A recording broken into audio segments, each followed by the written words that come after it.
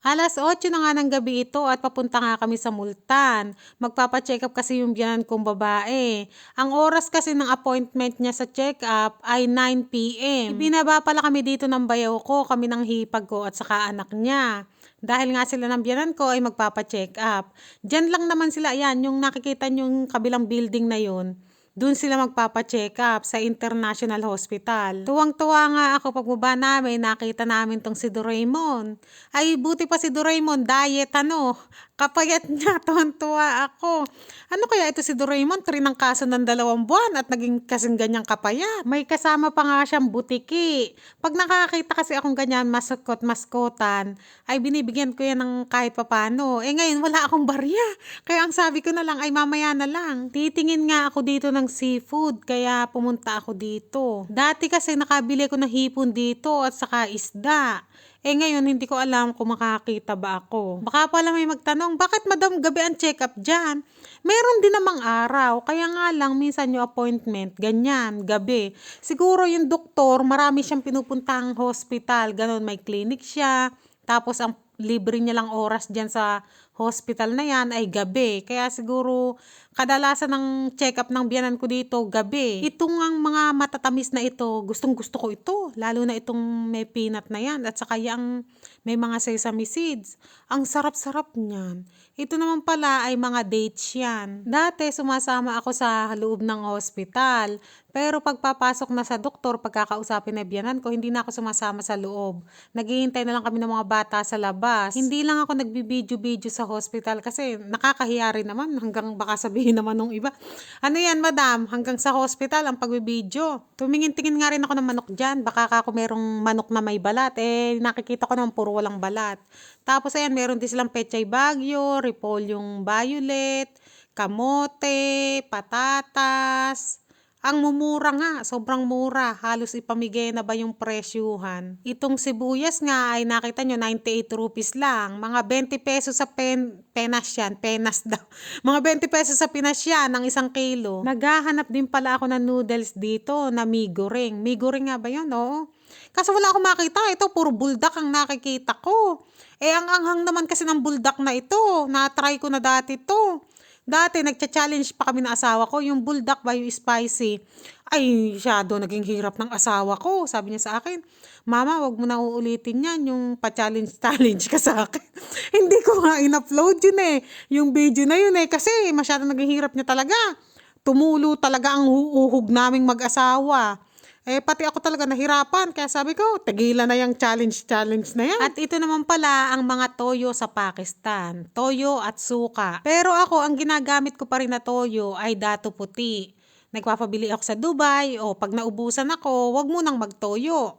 O kaya pag talagang nagka-cravings na ako, bumibili ako sa Pinay dito sa Pakistan. May mga nagtitinda kasi ditong Pinay. Tapos nakakita rin ako nitong mga sausage. Meron nga din sila nitong bubble milk tea. Ay, para kakong masarap. Natatakam nga ako. Parang ibig-ibig kong bumili. May mga ganyan din sila. Mga kape-kape. Meron din silang mogu-mogu. O buy one, get free. Ganyan ba? Buy, get one free. Basta, bili ka na isa, libre isa siguro.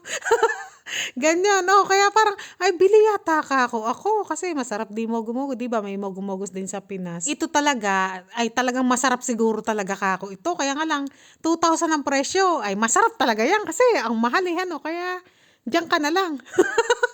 Nadaanan ko nga rin itong mais. Ayan, 43 rupees ng 1 kilo niya. Mga wala pang 10 piso yan. Kaya nga lang kasi, ang mais dito ay matigas. Matigas ang mais dito. Tapos, ito naman ay tubo. Ayan, nakakabili ka rito ng tubo, yung balat na, hiwa-hiwa na. May kalabasa din dyan. Tapos, itong itim-itim na ito, lumalabas lang ito tuwing winter. Masarap ito. Ano sa English yata, ito yung water chestnuts yata. Pero sa kanila, tinatawag nila ito singgara. Ang lasa nito, para siyang kalasa ng buto ng langka, ganun. Ganun lang ang lasa niya. Para sa akin, ewan ko sa iba. Tapos ayan, dito na tayo sa fish area. Pagtingin ko sa mga fish, bigla akong naawa sa mga fish. Ang pupula ng kanilang mga mata, para silang may mga sore eyes. Yun ngang iba ay parang nawawala na yung mata sa sobrang bilasang bilasa talaga. Kasi dito sa Pakistan, lalo na sa lugar namin, walang dagat, ay hindi nila kilala ang mga dagat na isda. Kaya hindi nila halos binibili yan. May pugo nga rin sila na tinda. O tignan nyo, kaya nga lang walang balat. Ay pati ba ng pugong kay liit-liit, tinanggalan ng balat. Tapos ayan yung mga manok. Tapos eto nga, hipon. Ay sabi ko ay hindi na siya fresh, pero ipinipilit niya sa akin na fresh ito. Sabi ko no, hindi na siya fresh. Ayan, binabalatan pa nga niya, hinugasan niya pa yan eh. Sabi niya fresh, fresh. Inamoy ko, hinawakan ko, Diyos ko, ayaw maalis sa kamay ko yung antot. Kaya nakihugas pa ako diyan kasi utod talaga ng antot. Umakyat nga kami dito sa second floor ng hipag ko. Kasi nga hindi pa tumatawag yung biyanan ko. Tatawag kasi yun pag tapos na sila magpa-check up, eh wala pang tawag. Kaya mag-ikot-ikot muna kami dito. Tingin-tingin lang kami. Window shopping. Wala namang kasing pang shopping. Hindi naman. Kumaga tingin-tingin. Ade, kung may magustuhan, di ba? Malay nyo, pasok sa budget. Ade, carry. Ayan pala, andito na kami sa labas. Andito na naman nga si Doraemon at saka yung butike. Ngayon naman natatakot itong pamangkin ng asawa ko. Tingnan nyo naman si Doraemon. Panay pakitang gila sa akin. Abi halos hindi na lumayo sa akin yan. Sabi siguro, bigyan mo ako ng 100. Uy, kanina pa ako dito sayaw ng sayaw. Kaya ayan, sabi ko dito sa bata, ay bigyan mo nga ng 100, bigyan mo ng 100. Kaya ayan, pinabigyan ko. Yan palang kasamahan kong hipag ay panganay yan sa magkakapatid. Yan ang ate nila. Ito nga ang bunso niyang anak. Andito na kami sa labas. Ang hinihintay naman namin ngayon yung bayaw ko. Pumasok dyan, may bibilin daw siya. Bibili daw siya ng pag na-flat ba, emergency, ganun, para sa gulong ng sasakyan. Kasi nung nakaraan na-flatan kami. Ayan yung hospital o, yung maliwanag na yon. International Hospital yan, dito sa Butch Villa. Ito naman pala yung mga napamili namin. Hati kami dyan ng hipag ko. Tapos ayan, nung papauwi na kami, ay sobrang foggy talaga. Halos wala na naman makita sa daan. Kaya mahirap magbabiyahe ngayon eh.